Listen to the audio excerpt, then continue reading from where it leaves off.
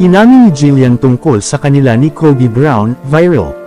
Nagbigay ng pahayag ang kapuso actress na si Jillian Ward matapos umuugong online.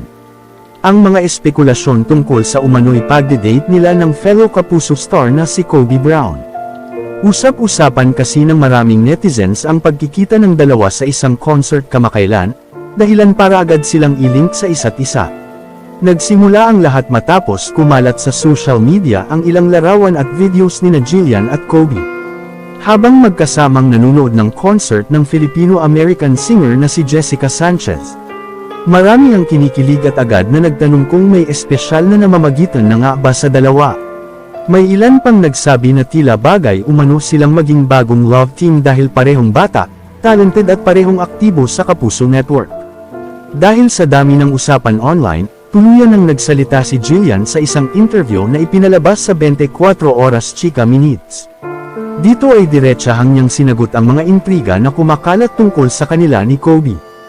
Ayon sa aktres, natatawa na lamang siya sa mga haka-haka ng netizens dahil para sa kanya, hindi ibig sabihin na may kasama siyang lalaki ay agad na itong date.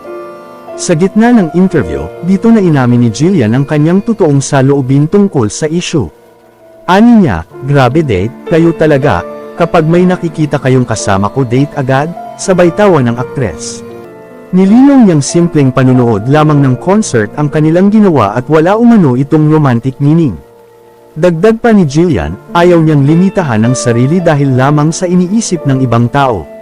Para sa kanya, normal lamang sa isang kabataan ang lumabas, manood ng concerts, at mag-enjoy kasama ang mga kaibigan. Hindi rin umano siya natatakot sa opinyon ng publiko basta wala siyang ginagawang masama.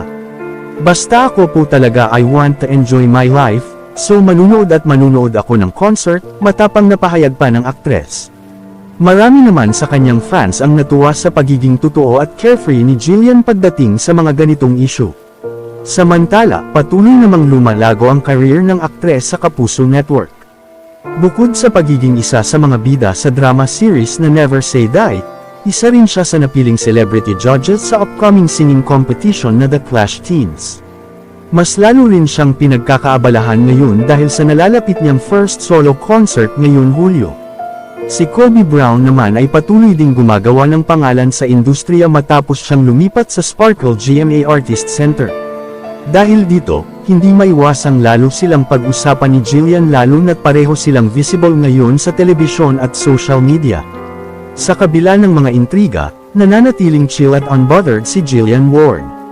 Para sa kanya, mas mahalagang mag-focus sa career, pamilya at sa mga bagay na nagpapasaya sa kanya kaysa magpaapekto sa mga haka-haka online.